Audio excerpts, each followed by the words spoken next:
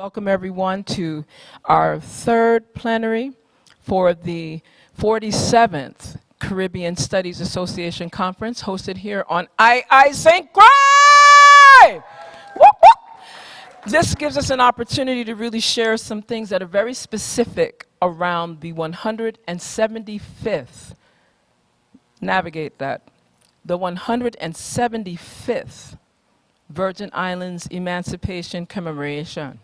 I think it's a time of reflection, a time of great power, and it really gives reverence to the ancestral presence and our living elders and eldresses in this space, as well as our youth.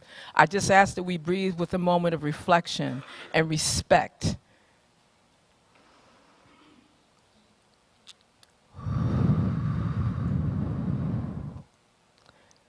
The libation is a voice offering. As we have not poured water, because of being in a particular space sometimes where that is misunderstood. So we will just offer that voice offering for our ancestors, for the elders, for the almighty creative source by whatever name that you use, for that energy, that infinite power, if you don't believe in an infinite source, for that energy that extends in this space as we begin to speak on the 175th Virgin Islands Emancipation, cultural heritage education. How do you decolonize narratives, right?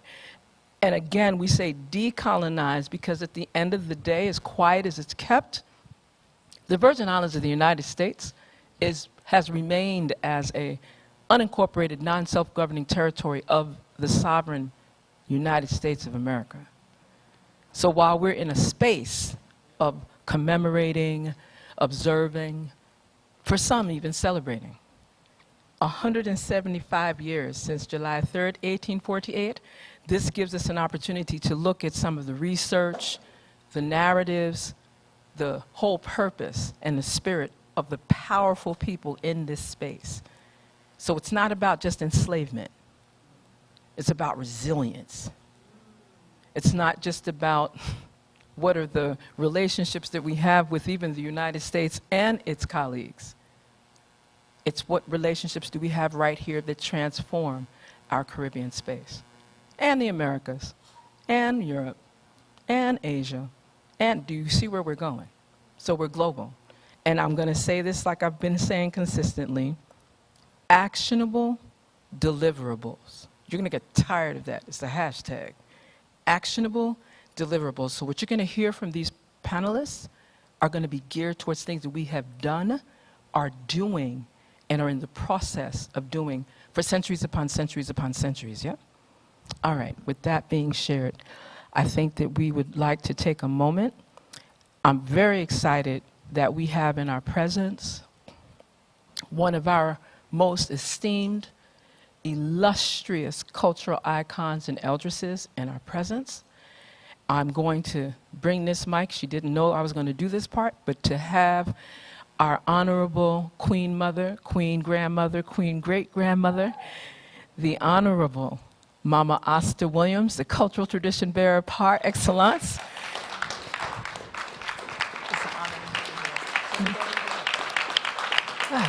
Thank you for having me here today. I'm blessed.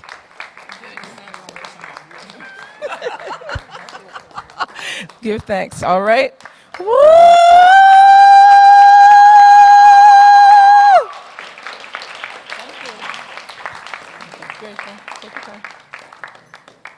And she is accompanied by one of our standing Calypsonians, cultural tradition bearers, and an educator, Sister Karen. And you know, I'm going to ask you, I know I should ask you first, but I'm going to do this because you came with Mama. Okay?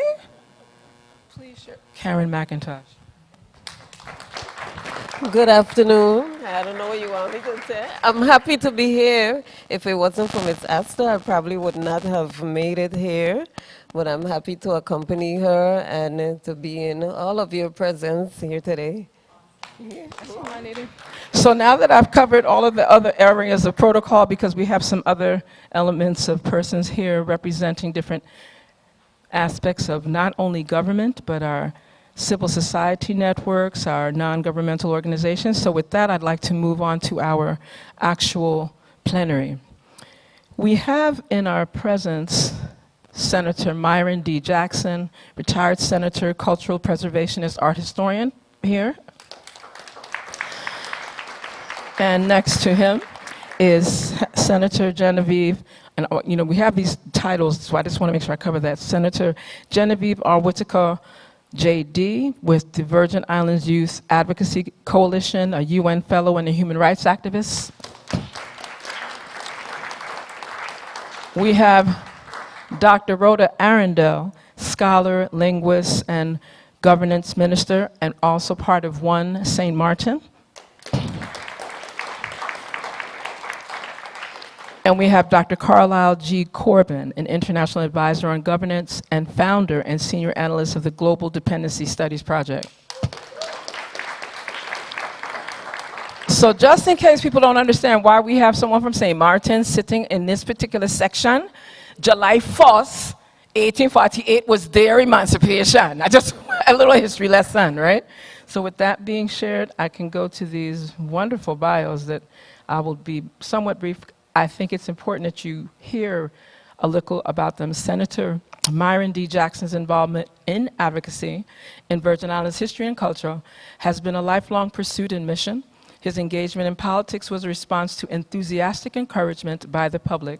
When he was elected to the 30th Legislature of the Virgin Islands, he took on leadership positions as Secretary in the 31st Legislature, President in the 32nd, and Vice President in the 33rd. With a strong commitment to be true to service, a value passed on to him by his parents. The son of Mrs. Bernice Peterson Jackson, retired community health nurse, and the late Hugo D. Jackson, businessman and community activist, he was raised in Hospital Ground in the historic Upstreet neighborhood of St. Thomas. This is the part I want us to listen to, though. His 40-plus years of public service. All right. Personify the African proverb, go back and fetch it. But the saying had been a guiding principle in his life long before he formally knew it. I could go on with this for the next 30 minutes, but I think it's better for you to experience, truly experience, Senator Myron Jackson.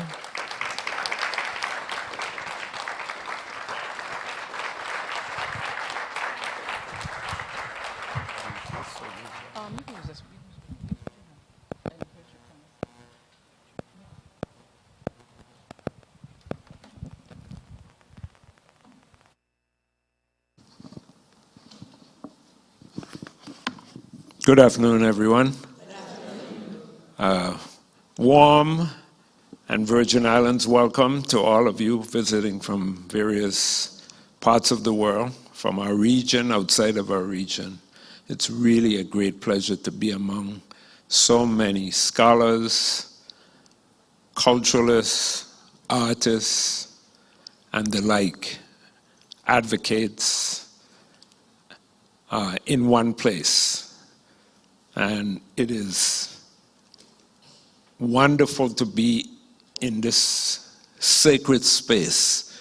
You'd consider it the university, but these were sugar plantations. Cane was growing here when I was a child, visiting my cousins in Frederiksted. So passing through here was cane on either side, cane fields.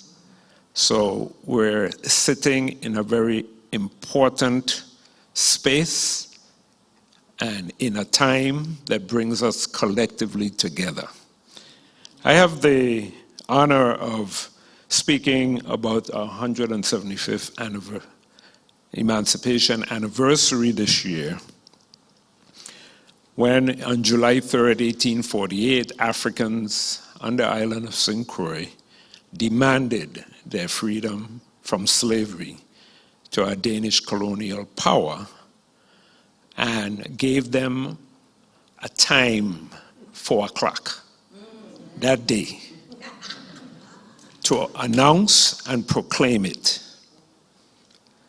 And they stayed, kept watch, and at 4 o'clock, the then Governor Peter Van Schoten, or prior to 4, arrives by carriage from Christiansted, which you have to do the math, what it would take a carriage with 2 horses to get between Christiansted and Frederiksted to be here on time, to be in Frederiksted on time, and proclaim by proclamation, with no permission from the Danish king, that all enslaved in the Danish West Indies are hereby free. And the Danish West Indies was comprised of St. Croix, St. Thomas, and St. John, the Danish West Indies, now the Virgin Islands of the United States. On July 1st, 2022, Governor Albert Bryant held a press conference at Government House and signed an executive order establishing the committee to oversee the territory's preparation for events to commemorate the 175th anniversary of the signing of the Emancipation Proclamation. To commemorate the U.S. Virgin Islands' 175th emancipation, with inclusive programs that educate, engage, and inspire U.S. Virgin Islanders to renew and strengthen our achievement is the mission. And the vision of the committee is the shared experiences of 175 years, which will ignite our imaginations, illuminate our diverse stories, inspired service to others, demonstrate our years of achievement, struggle, sacrifice, and resilience, while framing the narrative of the next 175 years. So that's the purpose of this commission. I am the co-chair of Research, Data Collection, and Digitization Committee, and I would like to recognize members of the 175th. I see Dr. Simmons, I see Mr. McIntosh, I see subcommittee member Professor Emmanuel. Oh, you could put up your hand, Mr. Emmanuel. Thank you. Did I miss anyone else? And Shalana Brown, also a member, and they are members of our subcommittee. I'm an artist by God-given talent, so I use images to tell stories. So I'm going to tell you a story. Tell me a story about long time, when donkey chewed tobacco and he spit white lime.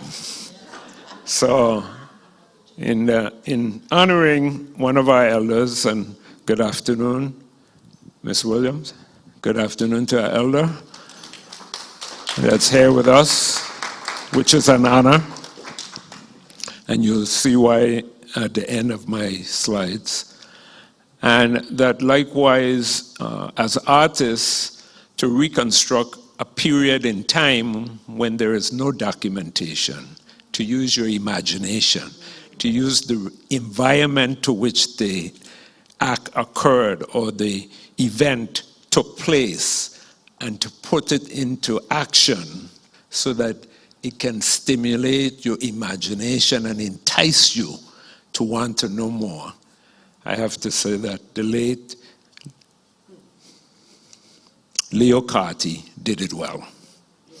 So this is what it may have looked like on July 3rd, 1848, in front of Fort Frederick, the citadel of Danish colonial power in the town of Frederiksted.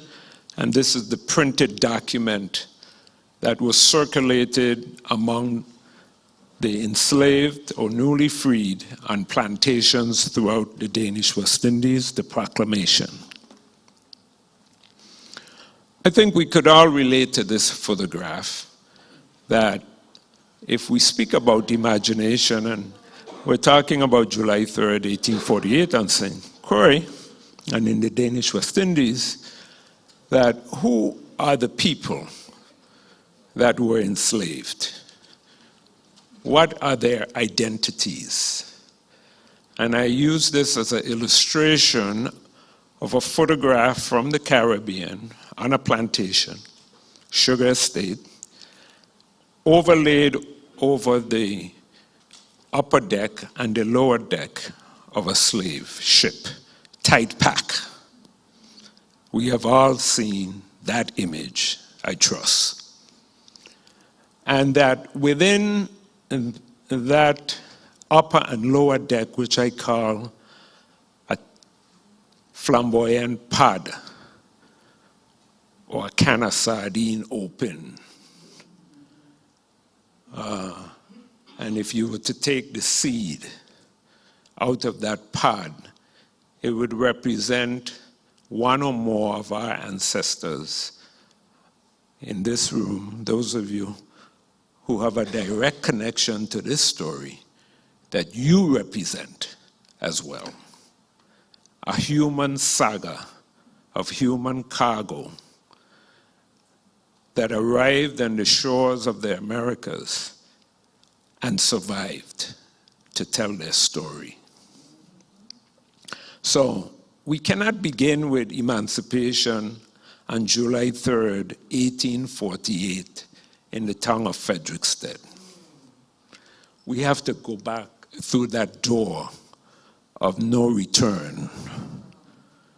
And those of you that have had the opportunity to visit West Africa, whether it be Senegal, Nigeria, Ghana, and other ports where our African ancestors left through a door of no return. Why was it called the door of no return? Because we were never, ever to return to Mother Africa. And the cry and the screams and the latching on to the walls and to the dirt and to the rock and to the boat, leaving Africa was a horrific story. And we don't usually put it in that context. But when you go to a slave fort, a slave castle, and more specifically for us, Ghana, the Cape Coast castles that the Danes built, purchased, acquired.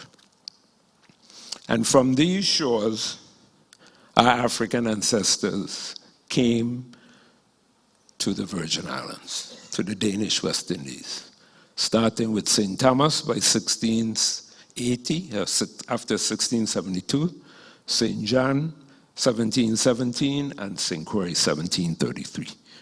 Not that Africans were not present on these islands prior to they were, but we're talking about Danish colonization. So these forts are monuments UNESCO designated as World Heritage Sites. And we have the equivalent in the Caribbean that many of us and our governments don't take care of. We don't want to interpret them. We don't want to put them in a perspective. So you would go to a fort, and that story, that chapter, is left out. But our forts are slave castles converted into prisons and administrative functions after emancipation. Most of them were white, just like those on the Gold Coast. This is a medallion going back to Denmark's edict for the abolishment of the Danish slave trade. It took effect in 1802. However, that was on paper. That was a date. It did not really go into effect till some time after. But on paper, the politics of it was established. The Danes abolished the slave trade, and prior to that, they made a decision that prior to the edict of 1802, that enslaved African women would be imported to these islands in greater numbers than men. Why do you think so? Babies. They knew when they abolished the slave trade, if they were going to, in fact, be lawful about it in that regards, that they had to bring women to produce babies for the workforce. And before this period, 1802, you see larger number of women coming into the society. Prior to that, were larger numbers of men. And this is a painting on the Gold Coast of Ghana. There is several ships of different nationality. You see the Danish flag over the castle, the slave castle. And by 1733, on the island of St. John, we have an act of revolution, an act for freedom of an African ethnic group known as the Aquamos, who take over the island of St. John for 6 months, defeating the Danes, defeating the British from Tortola, defeating the Spanish from Puerto Rico, and 6 months later make an appeal to the French from Guadeloupe and Martinique to send their militia to crush the revolution on St. John in 1733. They did not destroy a plantation, not a windmill, not a sugar house or the boiling house, but they eliminated white planters and their families from off of the island, with the exception of a group that took harbor at Canil Bay, which is the Canil Bay hotel site today. They decided that they were going to declare themselves independent of European domination. They raised the flag on the fort, and they put a political structure in place, a king, a queen mother, lieutenants, and a society that would run the plantation system on St. John, moved to Tortola and St. Thomas. Now, they don't teach us that in our history in schools. They don't. We had a slave insurrection of 1733. It lasted 6 months. They were defeated. Let's move on. But if you really think about this story of, how much time I got? Okay, 3 minutes. That if you really think of this story, it's a remarkable story of resilience, of freedom, that they could imagine, but they had done it in West Africa. They had taken over a fort from the Danes, and the Danes had to buy it from them. And the Ashantis defeat them, and they become political prisoners and are sold in the slave market and arrive to these shores. So these images of our story through slavery and this landscape, I'm sure you have seen the windmills and the ruins and the landscape of St. Croix, how flat it is, and that likewise the towns that have been built, and these forts and this landscape that speaks to our emancipation, of our enslavement, our collective memory, that this has been passed down from generation to generation, and that Brunancy is as relevant today as he was yesterday. If you kill Brunancio, rain don't fall, sun don't shine, if you kill Brunancio. So today, these sagas and these stories of resilience, Queen Kasaya in 1892, and the role of women in the marketplace, matriarchal societies that sustain their families, and these landmarks that we have today. And today we have the science of DNA. And what does that do?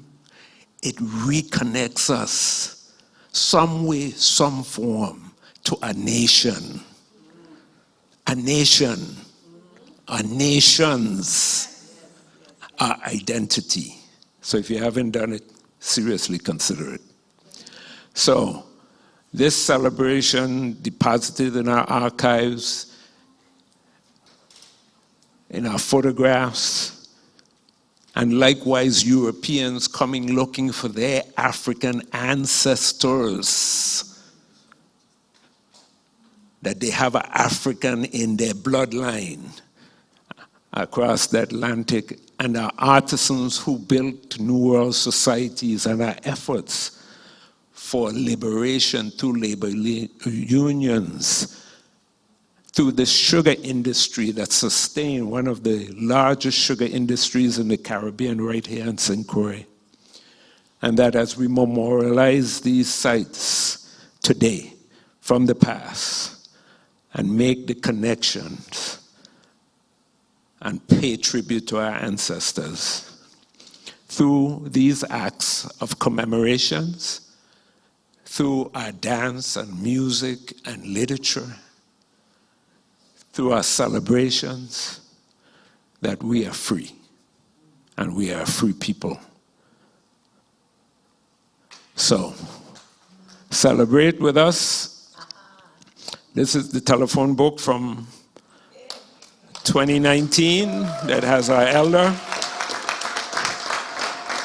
This is the work of Shalana Brown, who is with us, that empowers women.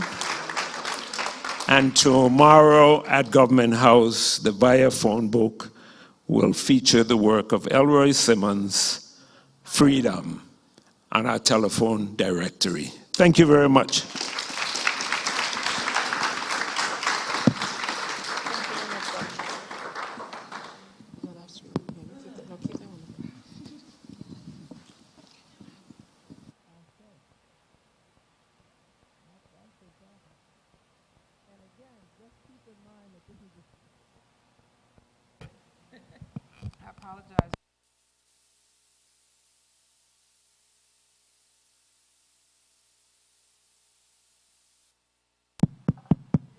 There we go. And just keep in mind, let's offer another round of applause for that very informative presentation. Thank you very much. And if you have a very burning question, I would encourage, we're going to let all of the presenters share first, and then have that resounding, engaging discussion afterwards. With that being shared, I'm going to go to yet another senator. And I need to highlight that while she may not be sitting on the current legislative body, Attorney Genevieve Whitaker's overall desire is to have a direct, positive impact on the way the international community views the Caribbean, and to ensure that the Virgin Islands of the United States assumes an essential role in the new development of a new global perception of the region. Attorney Whitaker is an internationally recognized speaker on political rights. She has served in a variety of capacities, inclusive of, yet not limited to, the election systems of the Virgin Islands, has worked with various executive committees with U.S. elections and their Assistant Commission Standards Board.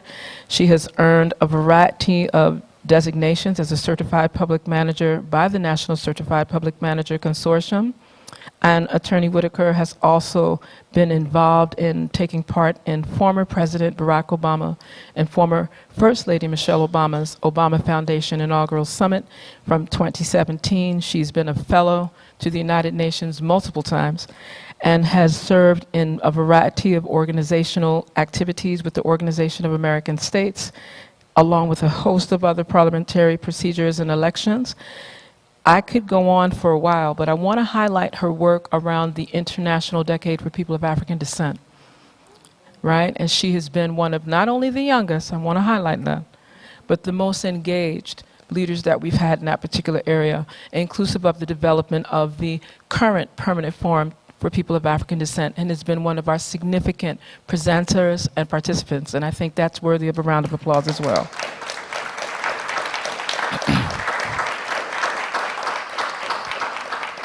And as I mentioned earlier, she is a co-founder and director of the Virgin Islands Youth Advocacy Coalition, which is a youth civic education organization, and has also been involved as adjunct professor here at the University of the Virgin Islands around areas of political science, social science, and law. Let us welcome Attorney Genevieve Whitaker.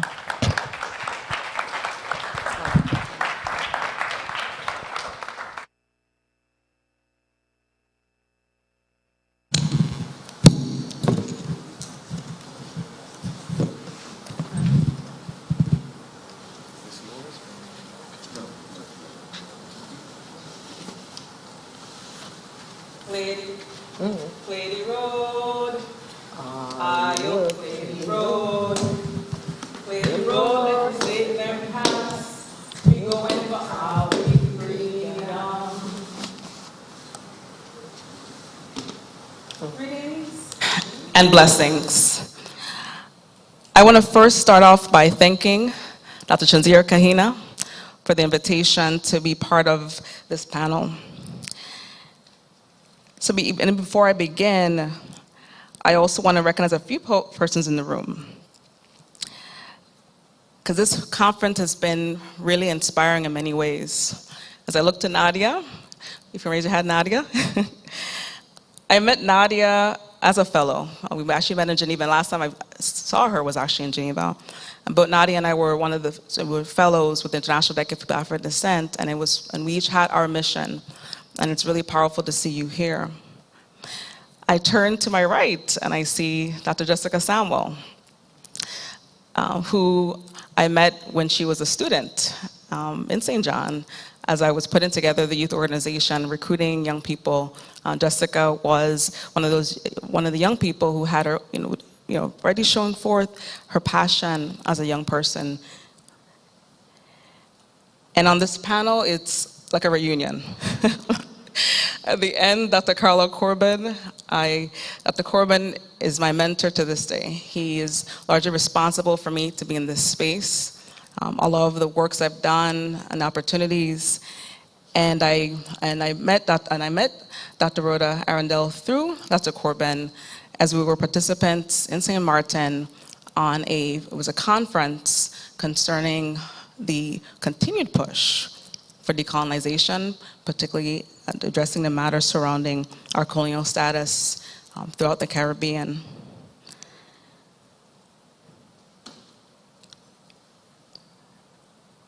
And I want to also pay tribute to Senator Myron Jackson. While I didn't get an opportunity to serve with him, we worked collaboratively, and I want to recognize the fact that Senator Myron Jackson sponsored Resolution 1838 in the 31st legislature to officially have the Virgin Islands recognize the International Decade for People of African Descent, among numerous works in this space.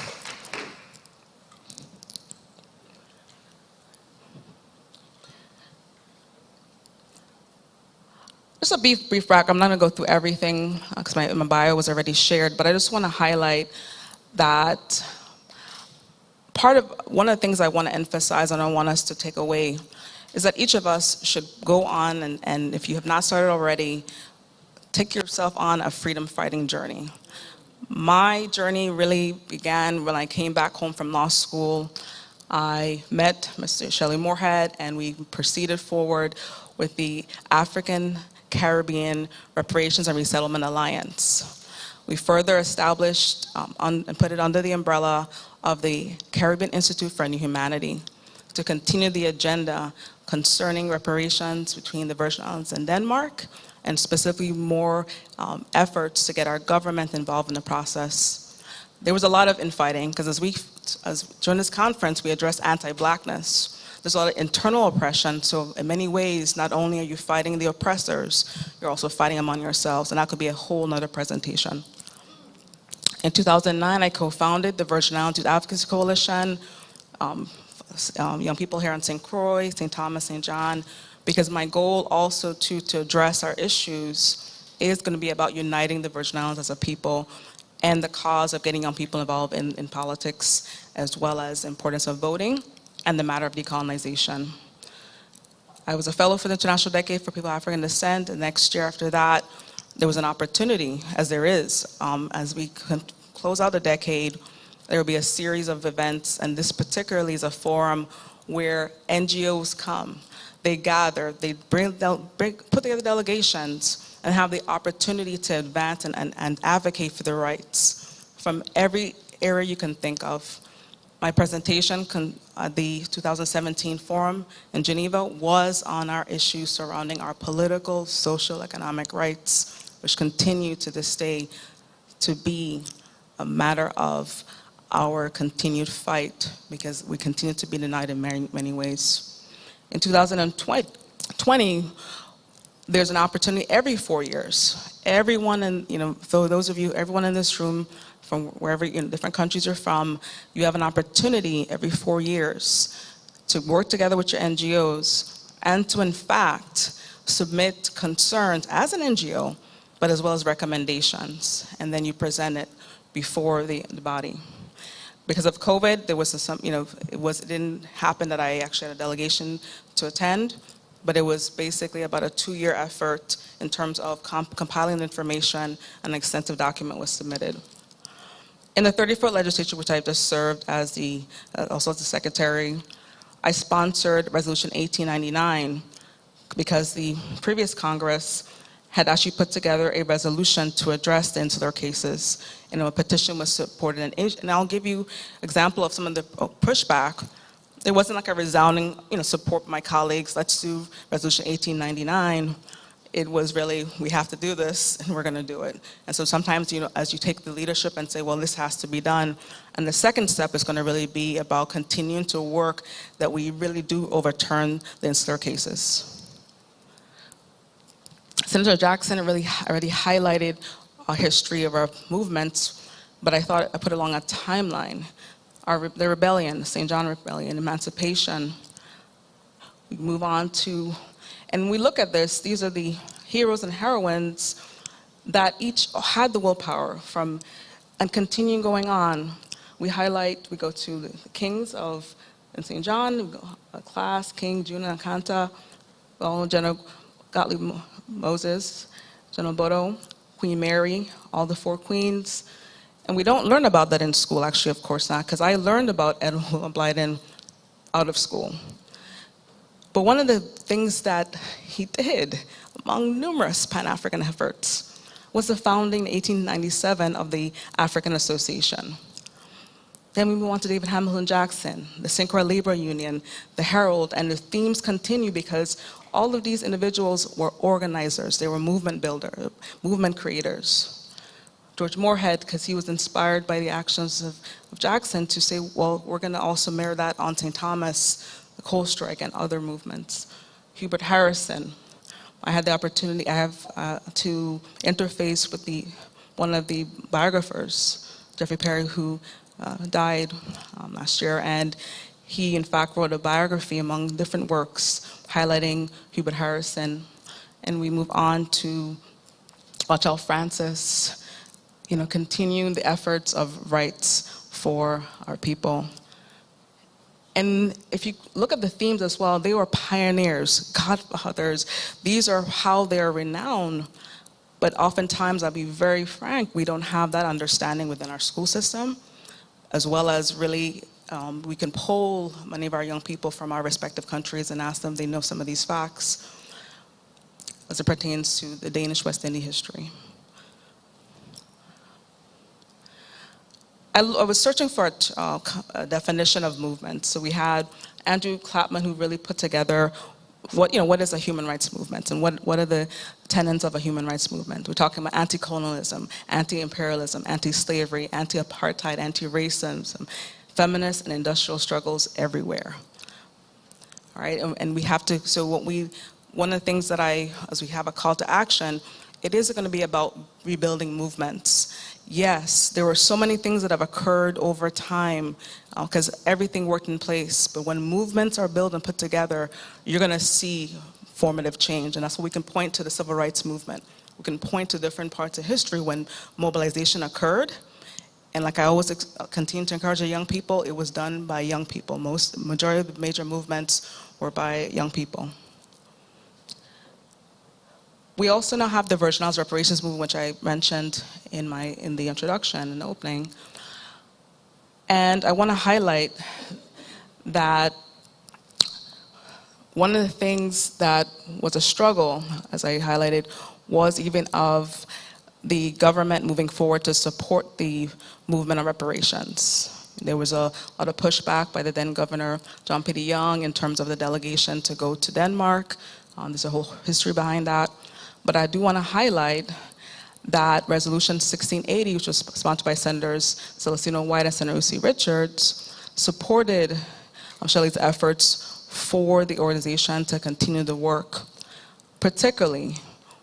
And one of numerous quotes, he said, and this is one of the blog entries that really highlighted some of the work. We said that our mission was to achieve reparations for the Virgin Islands for more than 175 years of unjust enslavement and dehumanization by Denmark on these shores. And the resolution passed by the legislature then condemned the institution of slavery and seeks reparations from Denmark. Very clear and straightforward. And today we see to politics and to efforts that this notion of reparations still persists. It still persists. We still have a ways to go. And that's why it's important. One of our calls to action will be this re-energization. We have to re-energize. But it takes training as well. There's training components that have to also rise up in that cause. But I want you all to particularly take a look at this slide here. So many of you from St. Croix especially, others might have seen this before, but at the sale, in the 1917 sale, one of the Danish magazines put together this caricature representing the sale. The three little monkeys representing the 3 islands that were purchased. But can anyone guess this t-shirt right here in the middle? Which was bought at a store on St. Croix, but I took the picture of it as I was one of if those recall, with the I Am Queen Mary statue unveiling. I had the chance to go to the Danish History Museum, and I have a series of photos, but in that one particular, that is one of the first things you see as you enter at that time they had a special section for the centennial, and that shirt is reflecting the question of should we have sold them, should we buy them back? And that's March 31st, 2018, right? And then we go over, and that is myself and a group of activists. We took issue, and that was a good example of collective action, that we were celebrating the centennial. And as we were protesting, I got phone calls, Genevieve, what about your job? What about my job? So I'm gonna get fired for protesting what I have, not just me alone, others have an issue with, because as we work, we are gonna have great celebrations about our status in the context of how far are we away from achieving basic rights even under the US flag. And the other folder right below, Dr. Hadia Sewer, we organized it, engaged different groups, and it was a protest right there in front of the legislature as part of an effort for us to continue to spread the information about why we shouldn't be celebrating. And I want to just turn to, because many of us hear about this attack and this whole concept about the critical race theory. It is very aggressive. Not only is there an effort to remove the teachings, the African teachings and the teachings of struggles from the history from the curriculum of the United States, there's also another energy. They're also teaching white supremacy. They're actually teaching now, the tenets of white supremacy. They're learning that. So as the unlearning is happening, as the fight to really install and put in teachings surrounding civil rights, teachings surrounding decolonization. Because really and truly, if you look at the Virgin Islands curriculum, how are the children learning the concept of colonialism? There has been fights to get the history into our schools. And I'll submit the fact that I attempted to, and I was successful, to push that we integrate Virgin Islands Caribbean history in our schools. And I'm now actually fighting, in a sense, there's a fight going on, I should say rather, because I focus my fight on the young people and what I can do. But it's a pushback now on the concept around integration, and some of our very people who are largely conscious believe that integration shouldn't take place. So there's even those kind of battles occurring, philosophical battles, when the work really needs to continue, the work needs to be done so that children learn and know who they are. Just really, I'll show you, this is one, so when you present before United Nations and other bodies, you only get 3 minutes typically to speak, right? So there's a craft, and Nadia, we know that quite well. We learned, that's part of what we learned as fellows. How do you talk about hundreds of years of oppression and the many years of issues and put that into 3. So it's a technique that you get better and better and better at, right? And so my main push was really thematic. My focus areas was on our political issues. I even highlighted, I said, one of the things as we tried to pass our Constitution for the 5th time, we were met with this very department that could have given us the funds to finalize our Constitution. The U.S. Department of Interior would deny the delegates of the convention the additional money to finish the draft for which there was concerns about what was submitted. Our cultural rights and development, it's both external and internal. Because internal, we still, and I do laud the fact that the Department of Education we're engaged with, they're moving forward finally with the integration and things are moving, still ways to go. But at that time, it was a continued fight about what the children are learning.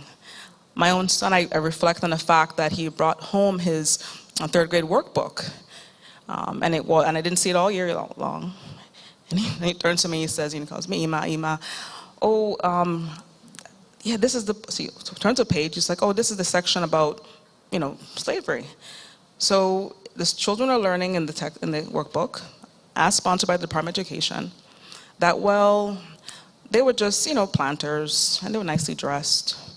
And then the next page you turn, and Denmark, they were the harsh, they were the ones who really enslaved, but the others, they weren't enslaving, they were just, coming to plant, and others were planting.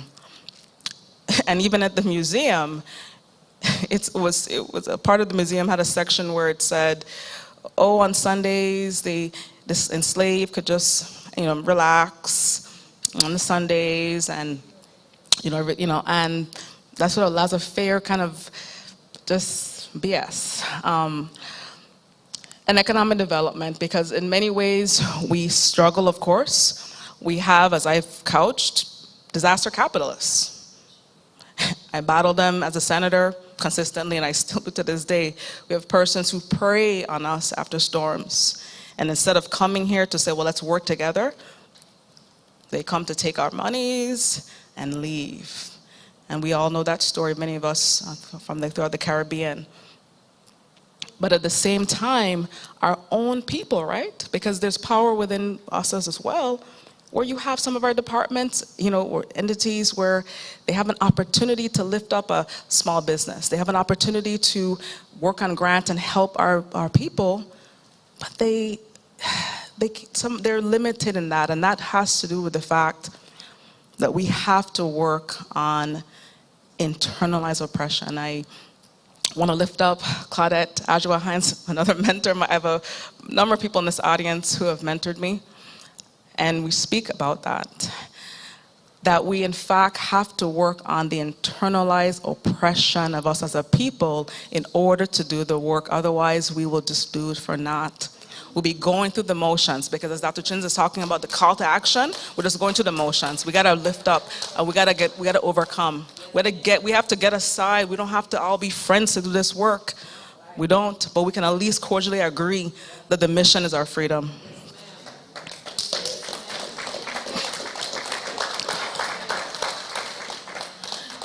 And this is a page of, so the UPR is more extensive. You get a little more time, and there's a portion where you have your recommendations. So I said, this is the cover page and just the executive summary. And there's, and I want to also highlight that that's something that I encourage. I'm willing to definitely help any groups who are willing to learn. I did, when I was going through the process in 2020, I had the opportunity to do some trainings to the U.S. Human Rights Network, where I offered information and how to put the report together. This is my first time, so certainly you learn from doing your first report.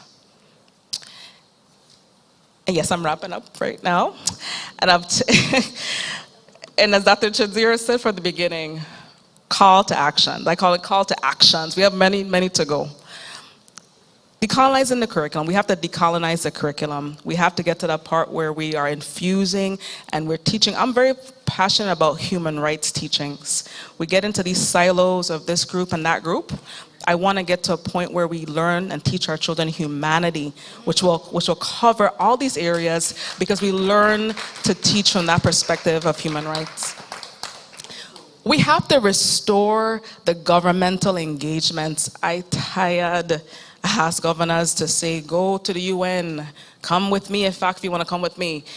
The whole point is we have all these bodies. When we talk about trade and addressing our economic development issues, we have the Organization Eastern Caribbean States as an example within this region. CARICOM, OAS, the list goes on. Really working with the African Union, engaging and starting to see diplomacy for a way to aid us and for us to learn from each other. Developing key partnerships, and one that actually should be at the top really is the collaboration of Pan-African groups and NGOs. Also being able to collaborate here in the Virgin Islands, in the wider Caribbean, in the diaspora, collaborate, and collaborate. And that is it. So I want to say thank you very much for the opportunity and blessings, and we're going to continue to work forward. Ashe. Okay, that's right. Yeah.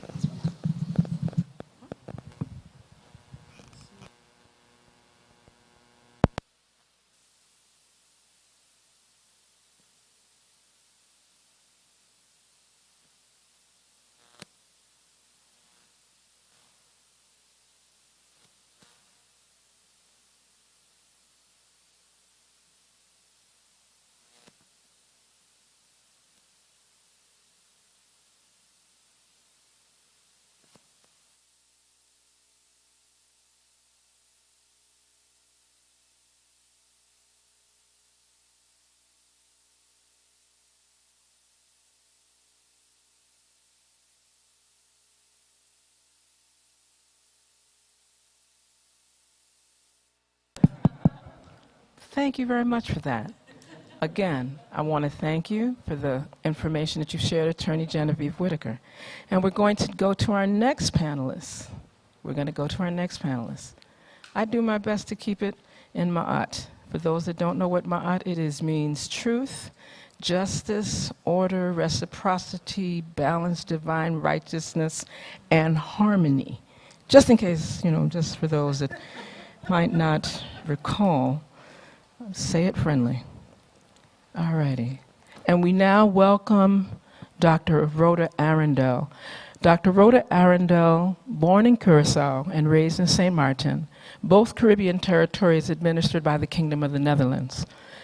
Began her university studies at the University of Miami, graduated from Syracuse University with a degree in linguistics, continued while under the employ of the University of St. Martin, coordinating English as second language programs and teaching English, obtained a pre-law credential from the University of the Netherlands in Antilles, La Otra, in Curaçao. She started doing a lot of work around, believe it or not, drug rehabilitation, therapeutics, etc., while serving as an editor of the Chronicle newspaper, obtained a Master's of Arts in Education little administration from the University of the Virgin Islands. I'm just saying, alumni, right? And at the same time, headed the language division of the humanities area at the University of St. Martin, served as a St. Martin's first Minister of Education, Culture, Sports, and Youth Affairs, encouraging a coalition government, completed her doctorate specializing in Caribbean linguistics from the University of Puerto Rico, as well as continuing to do work teaching at the University of the Bahamas. And again, source of inspiration and learning is a soil. She serves as the owner and operator, has been involved in founding the Institute for Language Research and Development, and this can continue. Her publication, Language, Culture, and Identity in St. Martin, was published in 2014, and I want to highlight her words. I believe in the love, unity, and people's empowerment. Let us welcome Dr. Arundel.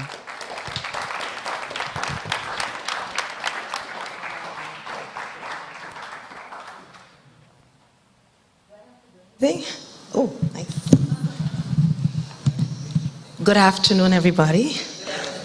Welcome, and good afternoon to my fellow panelists. Thank you, great people, for being here. And in the interest of time, I'm going to, again, try to do some speed reading. But I want to make a small correction. When Dr. Chinzira introduced me in the very beginning, and this is important to us in Martin, this is really critical. When I had the great opportunity to serve as Minister for Education and Culture and Youth and Sports Affairs, I commissioned a law that made Emancipation Day the official holiday in St. Martin, and to this day, it's the only territory in the kingdom that celebrates it as an official holiday.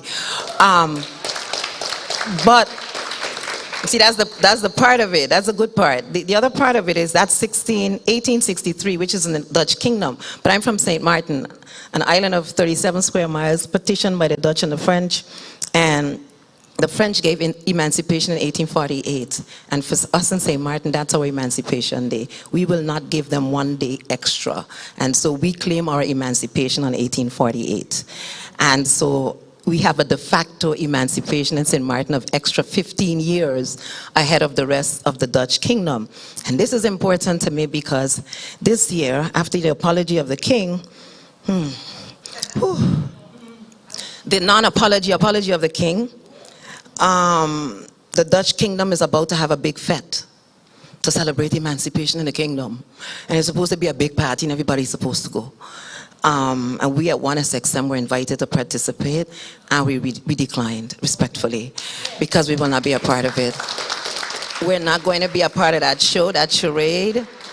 We've been celebrating our emancipation. Our liberation does not lie in Europe, it lies with us, okay? So I just want to put that out there.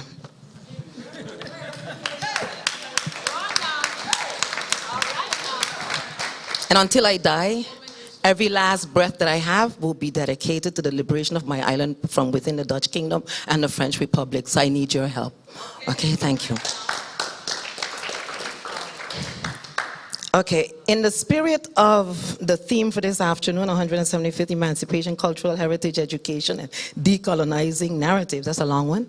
I'm going to read and tell you a little bit about my second book, which is about education and decolonizing education. And it's called A World-Class Education from St. Martin. So when it's done, you can all borrow it and get a world-class education that's decolonial.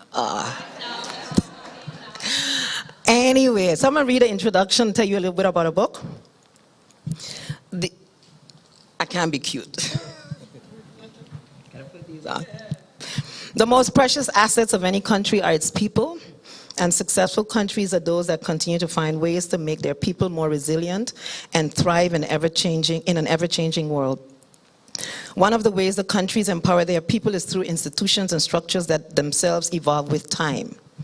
Probably the most salient structures used to prepare people to meet changing global demands are educational institutions and systems. When we want to measure the development of a nation, we often look at the outputs of its education system to see if the investments in education have yielded expected returns. This is the case in both large countries like the United States of America and China, and smaller ones like those in the Caribbean. At the core, education in the Caribbean is based on colonial structures that were put in place by European powers for the sake of perpetuating European ideals in the colonies. While we have been seeing some changes over the years, particularly since independence in many countries, not much has changed in the way of the structures themselves, which continue to churn out minds with programming based on European and New World ideals. Rarely do Caribbean education systems incorporate ideals based on Asian, African, or indigenous peoples' value systems, even though Caribbean societies are made up of people from across the globe, with Africa being the predominant source of ancestry today. A relatively small space in terms of global impact, the Caribbean relies heavily on tourism for the growth of economies, and there has been a general sense that the purpose of education, and I hear it up to this week, is to grant graduates good jobs, either in tourism or governmental administration. However, with the rapidly changing world, increasing globalization, and evolving technologies, Caribbean learners are envisioning more expansive opportunities for themselves, and they need to be adequately prepared for the jobs and career opportunities in a yet unknown future. Because of the rapid and unpredictable pace of change in the world, it is impossible to predict with certainty the skills that will be compulsory for the next generation of graduates. Increasingly, today's students are proving to be more independent in their access to learning new skills, thereby also changing the role of the teacher in today's education systems. And so I could read a whole bunch from the intro, but what I want to say, in my book, what I'm proposing is a new education system for St. Martin, 37 square miles, to prepare the island's people in becoming better global citizens and empower them for genuine self-determination with a vision of the island transitioning to political independence in the near future. That's the purpose of the book. How did I go about that? And I'm going to read you a story that I want to share with you. But so that's from the intro. And so my approach was to look at education models around the world and to see what it is we in St. Martin can borrow from, and at the same time create something that's future-looking and thinking of where our students are going to be in the next 10, 20, 50 years. And so that's the book. I've looked at both sides of the island. What I do is I evaluate the education. Somebody's messing with this. Call the spirits, please. We need ancestors up here. Okay, good, thanks. And so both sides of the island, I look at the history of the two education systems, how we inherited it, what took place. You know, I looked at the Bahamas as well because I was working there, as Dr. Chen said. And what I've come up with is a model, a proposed model for a curriculum that's going to like just turn the whole thing upside down, the thing that we have in St. Martin right now.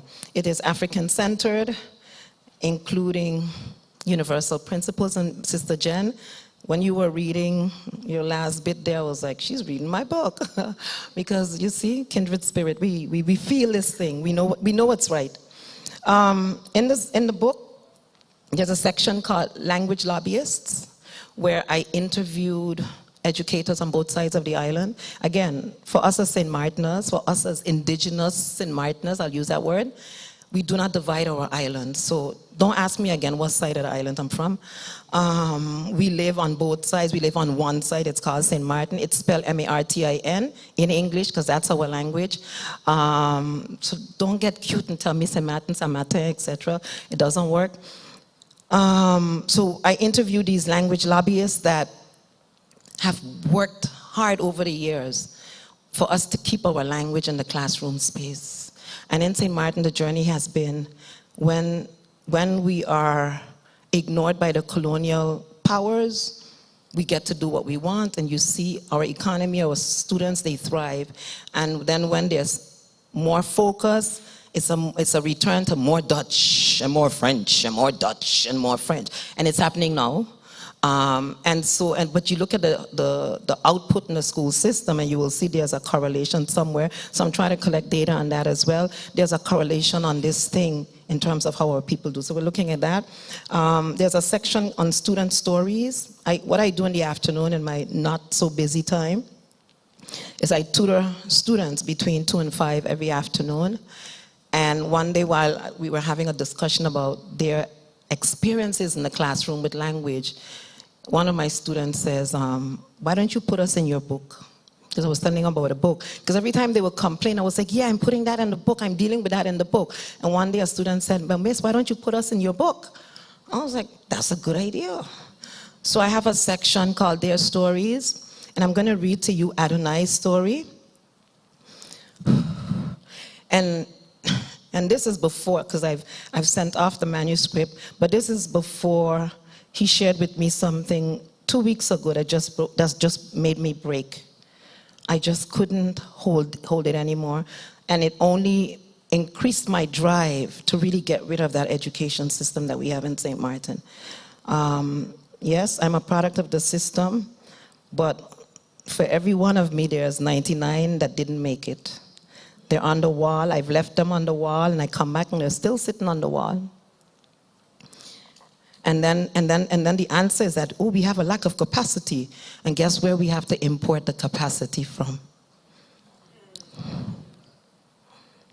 Adonai is a 10-year-old fifth grader at the Sister Magda School and attends after-school tutorials because, according to his mother, he needs assistance with mathematics, Dutch, and English, reading comprehension.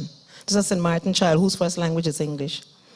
He is an average student in that he has no known learning disabilities and functions in all subjects at his age level. Though he is a native speaker of English, he is taught English as an ESL student. And he is taught Dutch as if it were his first language. From all indications, most of his learning is by rote, as exemplified in the following scenario. So during the after-school tutorial, as soon as he has explained a concept like a grammar item or shows how it works, he is able to grasp the logic and do the work independently in all three subjects that I just mentioned. He also reads English using Dutch phonics. It's a long story. So when he sees words like gladiator and geography or arena on a page, he pronounces them using Dutch sounds and is challenged to enunciate words with English phonics when he reads. He does not recognize basic words like picnic, jersey, or ever. This is because he's not exposed to this in the classroom. He knows them, but he doesn't know them. And he can guess some words like polite and dinner and furniture from context. He's also challenged with Dutch sounds.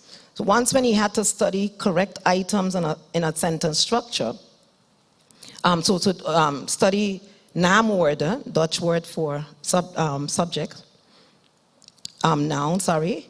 He did not know what he was reading, but could choose the correct one. So he didn't know what it was, but because he's a very logical thinking child, so he can pick the correct one. Same experience I had in the school system, I'll let you know that. He did not know what he was reading, but he could choose the correct items in a sentence structure. Another example comes from when he's asked to read and explain the sentence. This is the sentence. De batterij komt uit de kapotte lamp.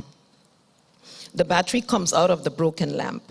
He readily identified the noun in the structure, but he could not explain what he had just read. And when asked if he understood after the explanation was given, he replied, "Een beetje," means a little.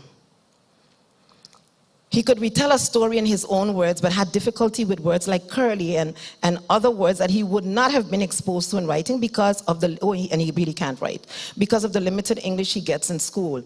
His assignments in English are limited to the tasks like adjectives and noun detection in sentences, but little comprehension.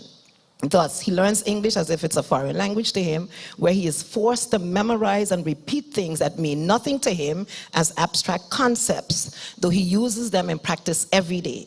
More discouraging is that he is now forced to understand or explain concepts from Dutch understanding in many instances. On one lesson, this was an interesting one. The lesson was called orkanen, which is a Dutch word for hurricane. Hurricane. Adonai is 10 years. Hurricane Irma was our last big hurricane about 6-7 years ago. He was still having difficulty understanding the concept, even after he had worked through the pronunciation and reading of the words.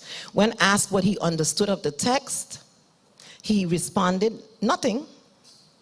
Asked if he knew what hurricanes were, he smiled and said, "Of course," and started talking about things circling around. From the picture of the hurricane that was on the handout given to him by his teacher. One remarkable thing about Adonai is that whenever he is told that he has done a good job or that he is smart, he habitually says, I'm not smart. After he has been explained something, but before attempting to do the assignment. Yet he is quick to grasp new concepts and works at average level in math after explanation in Dutch and English of the written instructions, because I have to explain him the instructions so he can work out the problems. Able to detect patterns easily. Watching Adonai struggle with basic concepts due to language is discouraging because the child has so much potential than he is able to realize in his going. This is just one story. I've collected a whole bunch of stories. Our kids in the secondary school got to learn French and Spanish through Dutch. And so the books are in Dutch and Spanish and French and Dutch. And they live in St. Martin with a French side. And so they're learning foreign language through another foreign language. And so they judge their competence and their ability by their ability to understand a foreign language. That's just one. And so we can talk a little bit about that later. So, so after that, I critique this thing called the school entrance exam, another nonsense of colonial education. It's in St. Martin, it's called FBE, Foundation-Based Education, based on the Dutch Funderend Onderwijs, which means nonsense, but it's an old colonial concept that we can't get rid of in St. Martin for whatever reason. And so this year, students that are coming to me are giving me these stories. Teacher, I pass without Dutch, but I fail with Dutch. These are the results of the FBE exams. And then there's a whole section on language in the book. I talk about the core values of St. Martin, and I propose a model for education, not reform. You can't reform evil. You gotta throw the whole system and start from scratch.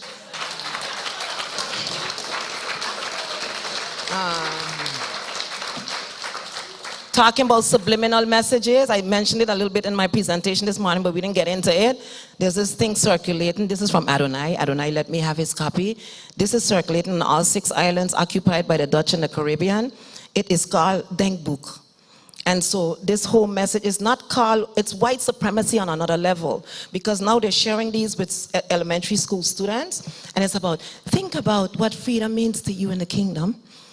And the same king who refuses to discuss reparations. I just want y'all to say that. But watch this, watch this, watch this, watch this. How do you feel about that, just watching that picture? This is what our kids are going home with. It's an activity book. You can look at it. It's an activity book. Nadenken over vrijheid. We should think about freedom in the Dutch kingdom. And we share this with our kids, and they get little pictures, and they do little things. And then there's a King Day now where you can look at the book. There's a King Games. So this year we had 3,000 students that are playing a King. The King came to visit, and the kids go out on the boardwalk, and they get little flags, and they say, all hail the King, how great the King is in the kingdom, etc., etc. I'm not going to go any further because I know you have a lot to ask. We cannot do this anymore in St. Martin. We need your help at CSC to get rid of this system in our island. I need your help. We can talk about this. And I want to leave the last thing, as I said here, Madam Chair, I'm glad you're here. Some other people from CSC are in here, some senior people. Do not please refer to me or where any of my people as French Caribbean or Dutch Caribbean. Please stop it. Please stop it. You can't decolonize. You can't decolonize the region and still use terms like French Caribbean and Dutch Caribbean. Thank you very much. Fire starter. I'm just saying, it's a very interesting CSA flow. Thank you very much, Dr. Rhoda Arundel. With that being said, sir.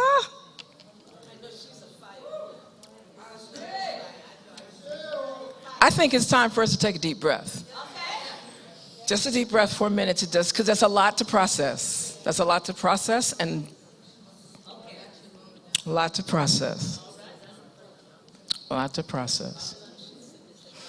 You all are really encouraging some things. Let's go to another one of our presenters, because we have a discussant amongst us that just because of scheduling was included in another plenary and has to weigh in on this one.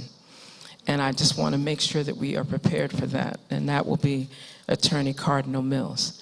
And we're going to come to that. We're going to come in, because I know. Dr. Carlisle Corbin. I just want to say that first. It's with deep respect and reverence for your leadership, your level of ambassadorship and diplomacy. I know you're like, who is she talking about?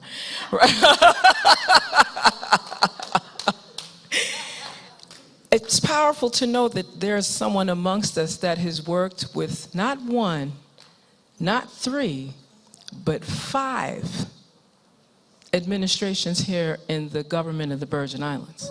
5. That takes a lot. And to still be able to sit amongst us and offer this area of skill, talent, and expertise with professionalism, diplomacy, and I use that word diplomacy not just in air quotes, but in air quotes and brackets and parentheses, because sometimes being diplomatic isn't effective for us, right? But more importantly, the work that he continues to do providing international advisement to different governments that are subjected to these territorial, colonial dependency affairs and issues, whether it's Guam, whether it's American Samoa, or even our very own Virgin Islands, whether it is providing support for San Andreas and Isla Providencia, which are still colonies of Colombia. I think it's really important to know that we have some persons right in our midst that provide that skill, talent, and expertise. Specifically, if you're not familiar with the Global Dependency Studies Project, I encourage persons to look into that seriously, because that affects all of us. Because if some of us are not free and liberated and unified, it affects all of us, regardless of where we're located geographically, and regardless of what our language skills are, and regardless of our intellectual degrees, because PhD has value when PhD works for the people. Did we get that? Okay. Okay. I didn't make that up. That was Doña Lali, my 100-year-old mother. I'm just saying. She's like, now you have to be more responsible. With that being said, I feel it's an honor and a privilege to welcome to the lectern the Honorable Dr. Carlisle G. Corbin. Woo!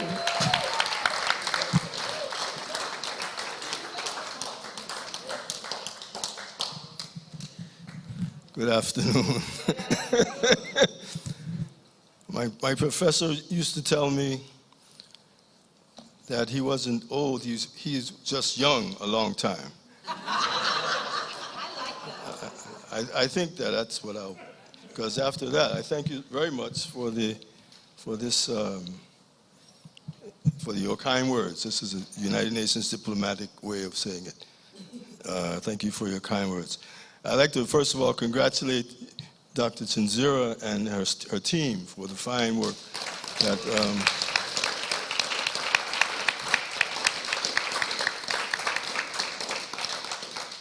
I attend the CSA quite often, and I know how difficult it is to coordinate something like this. It's amazing that it's done so well. And the staff of UWI, Salices, which provides the Secretariat Services for CSA, also is to be commended.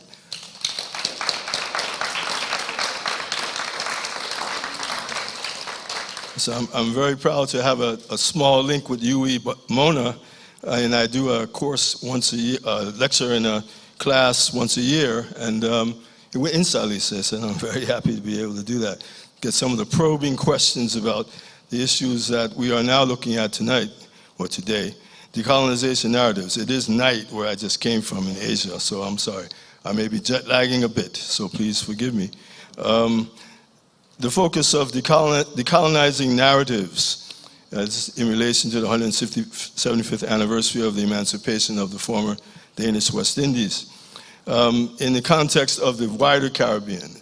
I think this is important for us to examine our emancipation as Rhoda has done, and all my friends on the panel have made reference to. It's very good to be on the panel with all my friends. Makes it very, very easy. After Haiti's emancipation, emancipation in the Caribbean was generally achieved between 1968 and 1983. The act of emancipation transitioned the region from a period of pre-emancipation colonialism to a period of post-emancipation colonialism. Okay, this lasted well over a century before many of the countries of the Caribbean evolved through various dependency reforms. Many ultimately achieved independence beginning in the 1960s on the heels of the Decolonization Declaration in 1960. The last country to become independent, St. Kitts and Nevis, 1983. That was 40 years ago. The UN in 1960 also recognized the genuine options of free association and integration as the options that provide the full measure of self-government with full political equality. Now, some of us in the remaining non-independent Caribbean continue in various forms of semi-autonomy, Puerto Rico, St. Martin, Curaçao, Aruba, or partial integration, such as Bonaire, St. Eustatius, Saba, which are closer to us, and even full political integration, Martinique, Guadeloupe, Guyane. But dependency reform is not decolonization. It is quite a sobering thought that there has been no significant political status evolution in our region in 40 years. This stagnation also applies to the Pacific, where I do most of my work these days. And in fact, 2002 was the last country to become independent in the Pacific. That's Timor-Leste, formerly East Timor.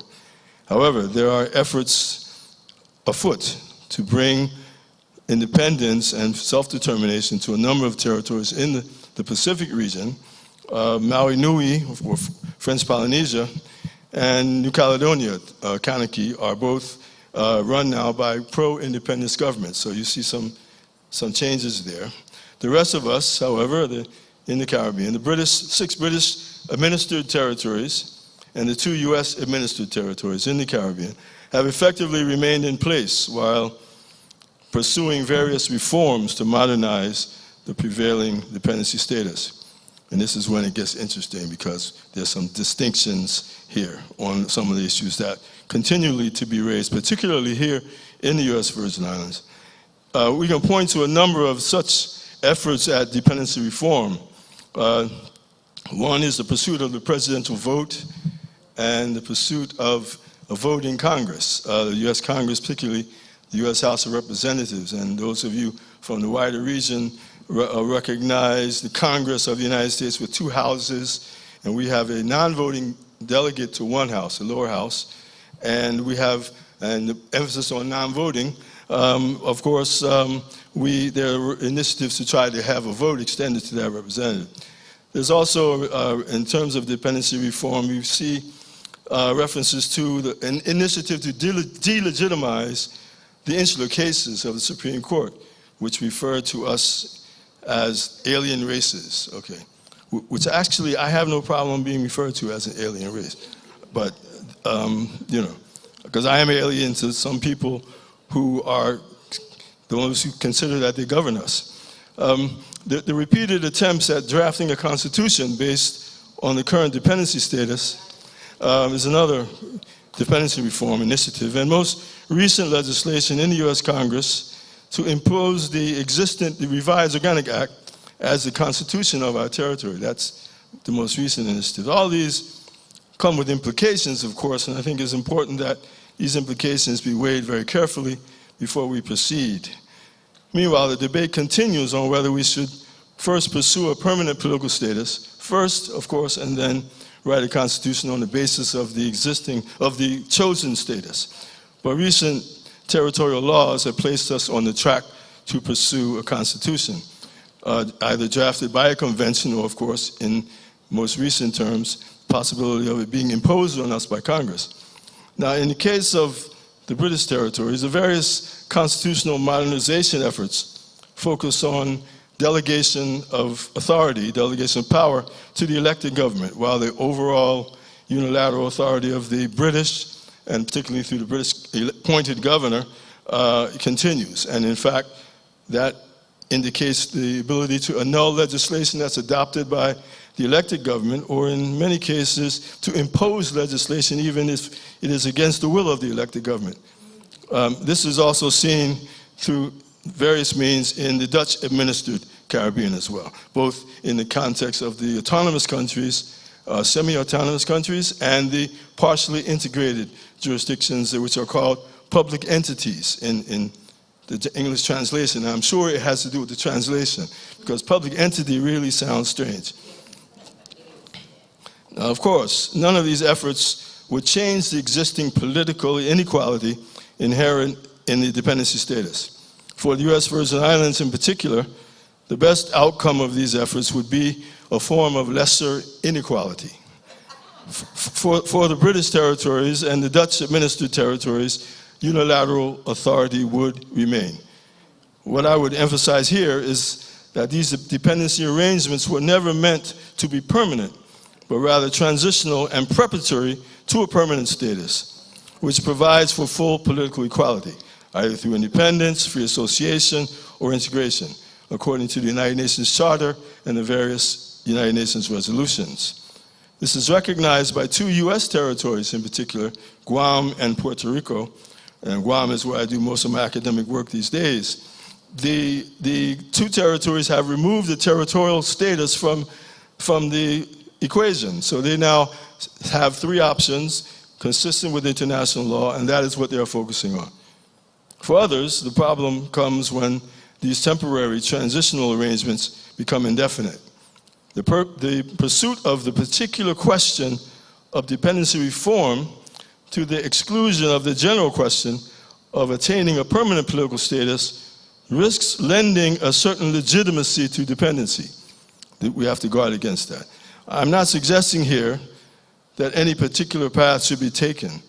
I'm only hopeful that we gain a sufficiency of awareness of what actually is our political reality, such that we can elude the illusion that we are self-governing for the singular reason that we elect our governments.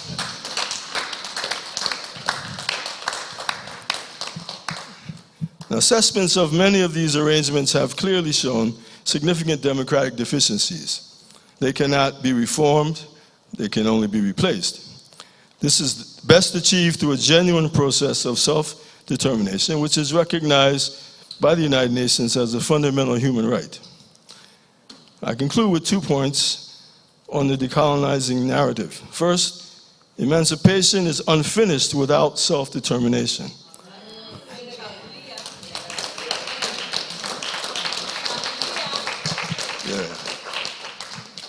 And lastly, self-determination and its resultant decolonization, these principles are in fact the final stages of emancipation.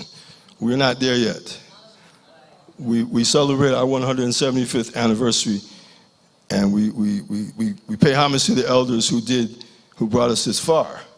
I'm not in the elder category yet. Okay.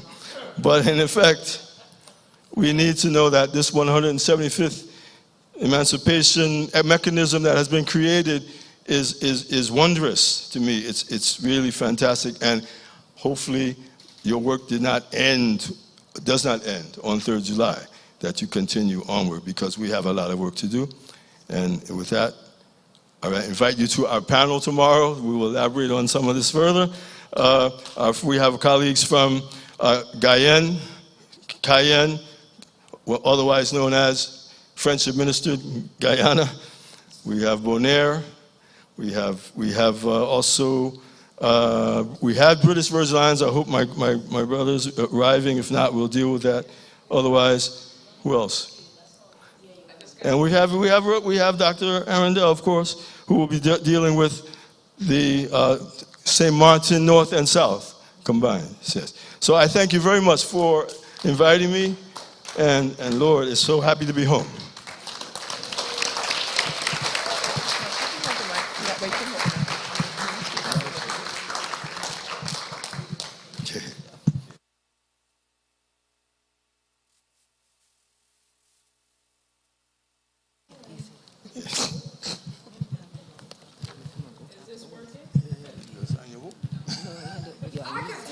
country. I just know for recording purposes, that's the issue. Do I need to hit pair? Gracias. Thank you very much. Want to first and foremost just thank these four that have really given us quite a bit of food for thought. Okay, the order changed a bit. We have Attorney Genevieve Whitaker, Senator Myron D. Jackson, Dr. Rhoda Arundel, and Dr. Carlisle Corbin. And so as part of doing this a little different, one of the discussants that has been asked because of his work around this particular area of decolonizing narratives and issues relevant to not just decolonization, reparatory justice, reparations, independence, self-governance. We've asked, you're going to come up here, please, attorney. Let's welcome Attorney Cardinal Mills. I'm focused on, he only gave me 3 words I could use. I wanted to speak of him as a, as a CVI alum, but also as a professor and an adjunct professor at the University of the Virgin Islands. Am I allowed to mention the other part? I can thank you very much. He also serves and provides his legal representation and knowledge within the Superior Court with Judge Meade. And I think it's really critical that because of his knowledge around what is happening in our quote unquote English speaking Caribbean spaces and growing up and being part of this community here in the Virgin Islands, he's going to share a reflection and then open it with a question for all of you. All right? Give thanks. Thank you, Dr. Chen, and welcome, everyone. Thank you, my fellow panelists. And I'm really appreciating your presence here, and I'm thanking Dr. Chen for organizing this. I know it's a lot of work. I talk to her from time to time, and she's probably sometimes pulling her hair out, but she keeps it rather cool. Now, it is rather fitting that on Monday, this conference started out with the topic, Transforming the Caribbean. Now, I know Dr. Jen introduced me as an attorney. And for those of you who might have recognized that by now, lawyers are not really revolutionary people. Transformation requires a revolutionary process. That's why, but lawyers are confined to this concept of keeping and maintaining the status quo. We actually work through a parameter called precedence, which means it has been established. We offer terms to you like res judicata. The thing has been decided. Stare decisis. It's been done already. Okay? And all that means is it's settled, it's the status quo, leave it alone. Okay? So those are the parameters within which we work. But nevertheless, so you might want to ask, for those of you who realize that, you might want to ask, well, why did Dr. Chen bring me here? She's not crazy. Okay? She's got all her wits about her. So, bear with her. She knows exactly what she's doing. So, anyway,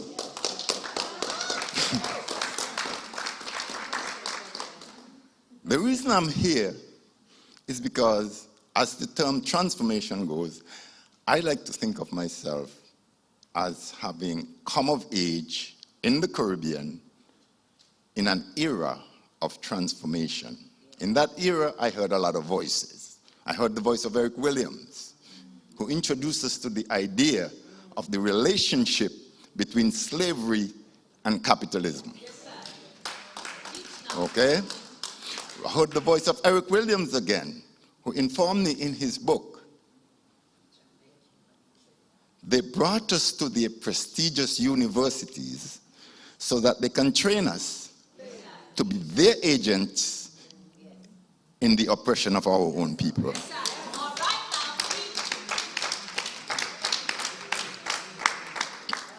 Eric Williams, remember, was a Rhodes Scholar at Oxford. He taught for some years at Howard University. And then he went home to manage Trinidad, where he brought Trinidad to independence in 1962. That's 1960s was the age. I'm a 50s child. So 1960s is the age when is the era in which I was coming of age. So it's the independence of Trinidad and Jamaica in 1962. Later on, the independence of Guyana and Barbados in 1966. And then the other islands of the Caribbean followed. This was an era, what I thought of was transformation. I considered to be my era. But when I looked at it, I recognized that the transformation of the Caribbean had begun long time earlier. Okay, wherever there is social transformation, the theme has always been the communion of an oppressed people to throw off the yoke of their oppression. So no matter what you call it, whether it's Karl Marx in Europe talking about communism, or it was us here in the Caribbean talking about independence, the emphasis was always the same. Now, our transformation linked the recognition of the people who produced the products that created an economy but could not equitably participate or benefit from that economy. And so the emphasis, in much of our case in the Caribbean, the emphasis was on labor, the labor movement. Marcus Garvey, again, talked about the unification of all African people in the interest of our liberation.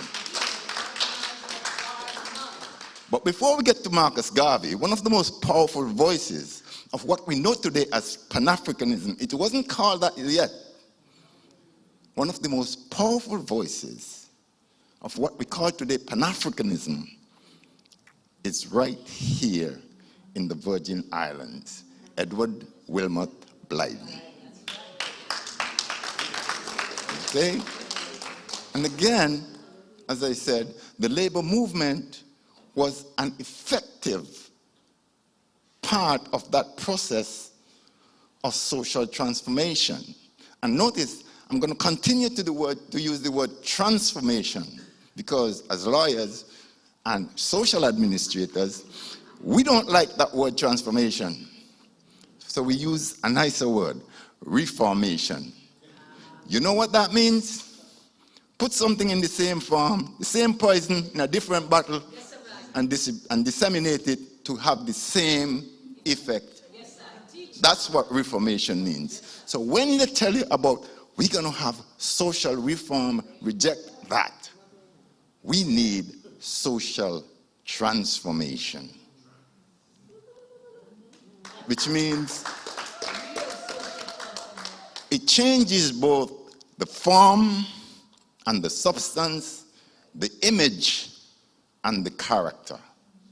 Now, as I speak of the labor movement, I'm thinking of a decision that the Supreme Court made last week, Thursday. That's June 1st.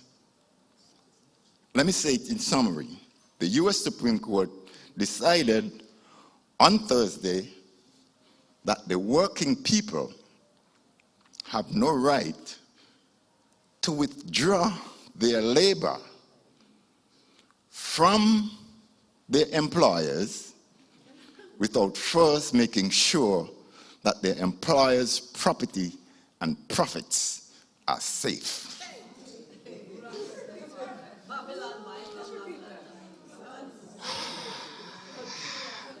Last week, Thursday, the U.S. Supreme Court just made a decision that effectively states that the working people have no right to withhold their labor from their employers before making certain that their profits and the property of the employer is safe.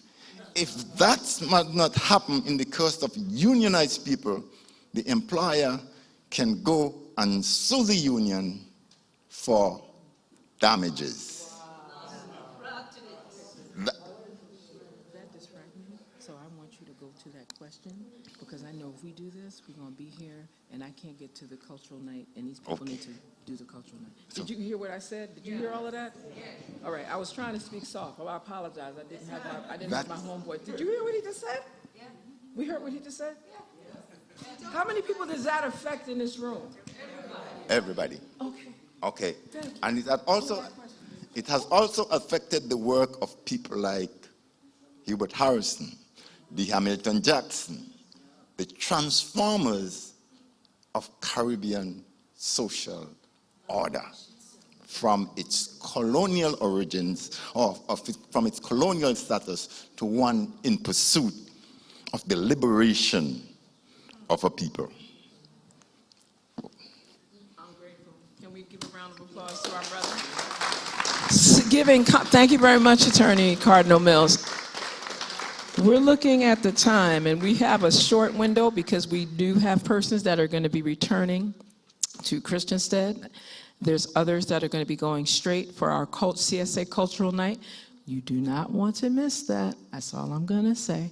That's being hosted at the Caribbean Museum Center for the Arts. I want to take 10 seconds to highlight that this particular plenary is sponsored by the 175th Virgin Islands Emancipation Commemoration Committee. And we want to thank them. I need the members, because some people don't know who you are. I need the members that are present, please. I know you're shy. It's fine. It's fine. It's thank you. Dr. Elizabeth Rezendi, Brother King McIntosh, Shalana Brown, Jean. See what I went, Gerard? You see what happened, Gerard? Gerard Emmanuel. I was feeling Jean. Woo! Okay, catch yourself, and Dr. Kanuma Simmons, along with Myron Jackson. We want to give them another round of applause, please. And I don't remember all of the other members' names, but I do want to give a special thanks to your chair, Carol Burke, for just listening and hearing how important it was to be participatory and integral to this particular 47th conference of the Caribbean Studies Association. Questions, we can take 2. And I'm going to say the question, I'd like it, if you're going to make a comment, make your comment 60 seconds. What did you say, 3 minutes at the UN?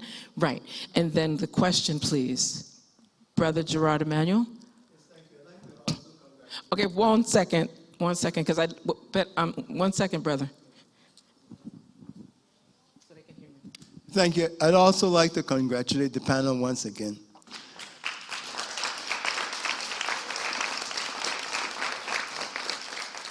This question came from a caller to me, and he said, ask Genevieve if when she speaks about our history, does she mean VI history or African history?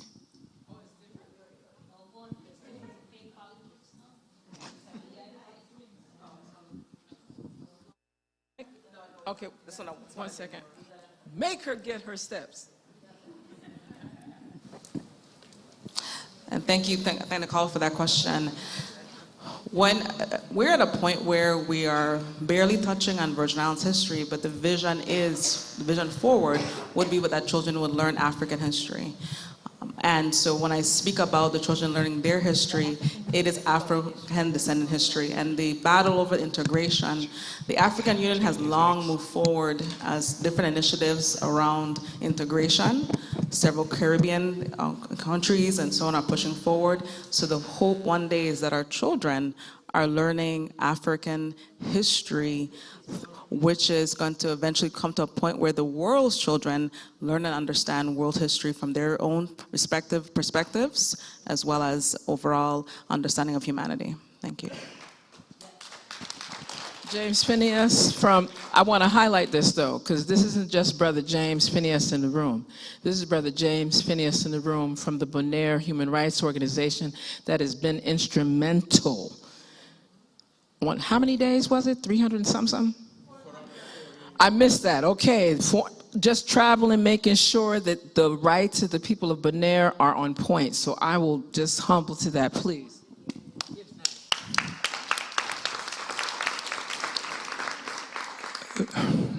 It's a question to all the panelists with reference to the topic and why we are here. Is we have to move from the colonial narratives, right, towards transforming the Caribbean. It's about action. We had no choice. That's why we have to do it. We have no choice to talk and discuss. That's why we have over 1.5 years on the road fighting. If we don't fight, we disappear. So that's why we're here. But the question is for the rest of the Caribbean who can afford some decades more of talking and discussing. Sorry I'm saying like this, but that is our reality. A question then is that action then, I think, because it is about having people to fight, have revolutionaries to change, to transform. So I had 2 minutes, Genevieve, in the UN last week, and not 3, 2. And there is a recommendation, and the same recommendation comes to you and the academics. Why? It was a recommendation that the Permanent Forum, the CARICOM, and all the organizations should urgently come together and make a basic, our history document that all the Caribbean islands has to incorporate in their curriculum from kindergarten to university as soon as possible, in the sense that we then, the Caribbean, can move from status quo to a transformation. What do you all think about that? That it has to start somewhere. I said last week there. But what about the academics? Start thinking that that's maybe the road to a new Caribbean. Thank you. Thank you for that. Thank you for that. I'm going to go from this side. I'd like you to, you let them talk? Okay, thank you. Dr. Corbin? You know, they're ready to do their presentation today for tomorrow, right? Wait a second. Use the mic, please. Thank you for that question, Brother James. Is it on? Ooh. I think it's an excellent idea that we have at least, even if you don't use the curriculum, at least a material that is available for all of the Caribbean. Because right now in St. Martin, because we fought so hard to get English as language of instruction schools, so the schools that chose English needed to be accredited, and they were looking at American models for accreditation, so they were looking at American curriculum. They fell into some challenges, so they switched over to CXC, which is the Caribbean system. So the curriculum that the St. Martin students are getting in the English language schools that are funded by the government are primarily the so-called British Caribbean territories. There's very little about us in that curriculum in St. Martin, even if it is Caribbean. But it is better than just European history. It is a lot better. But it is hard to imagine. There's a whole discussion about, even we had a conversation about Columbus discovering St. Martin. I was like, no, that's not true. One girl said to me, she said, my teacher said she knows it's not true, but we have to put it on the exam. See, so we need something that is the truth about all of us, so that all of us can learn about all of us. They are on my timepiece, and I know that I am getting the nod. So as much as I want to take on more questions, I really would like the questions to continue afterwards as we are going towards either Christiansted spaces or going to Frederiksted for the cultural night activity. I had my lines. Please, where did he go? Dr. Laureano, just reminding people very quickly, please. Can we do it in 60 seconds? Some of you already know that finally our association, after 50 years, has its own peer-reviewed academic journal. Research articles, book reviews, reviews of art exhibitions, and scholarly commentaries in 5 languages: Papiamento, Dutch, French, Spanish, English, humanities, social sciences, and it is meant to be an online publication. So every CSA member will have open access within the next few weeks. Dr. Chen wanted to have a special fundraising initiative. So we have the printed version here. You can go to the Secretariat desk. You can pay for it in the conference website. And those that were collaborators as editors, authors, members of the advisory board can come to me and for payment. So thank you for the support, and we need more support in the different roles: authors, editors, advisory board members. Thank you very much, Dr. Laureano. Just want to highlight, for those that do not know, and people may think that I say this too often, every institution that's represented in this space, we're asking you to be participatory in supporting these types of activities and events wherever you are. I'm sure you can have an emancipation panel and discussion wherever you are, because this is a conversation that's happening everywhere, dialogue with actionable deliverables. That particular journal, this inaugural journal, the sponsorship for that journal is from right here in this space called the University of the Virgin Islands, specifically through the Virgin Islands Caribbean Cultural Center at a time where I was the inaugural director. And I want people to know, we fought hard to make sure that the Caribbean Studies Association's inaugural publication was published in the Caribbean by the University of the West Indies Press. And I need people to know that. And I do not see Christine Randall, but she is here, the director of UE Press, really working with us diligently, along with her staff, to make sure that CSA's journal is published in the Caribbean. I want to highlight that. With that being said, there's something I need to say something very quickly about the transportation, but she's scared to come up. So just Frederick is going to go and come back. Christians are waiting. He waiting because. Those persons that are coming to Frederiksted are going to be asked to be outside and take those complimentary shuttles, and then they're going to come back and take those that are returning to Christiansted. Do we understand that? Is that comfortable and clear? So if you're going to Christiansted, he's outside waiting now. If you're going Christiansted, he's outside waiting now. We got that? When you get outside, they're going to give you all the instructions that you require. I'm sure we're going to work with that. One more time, thank you very much. Thank all of our panelists for a wonderful plenary for this afternoon.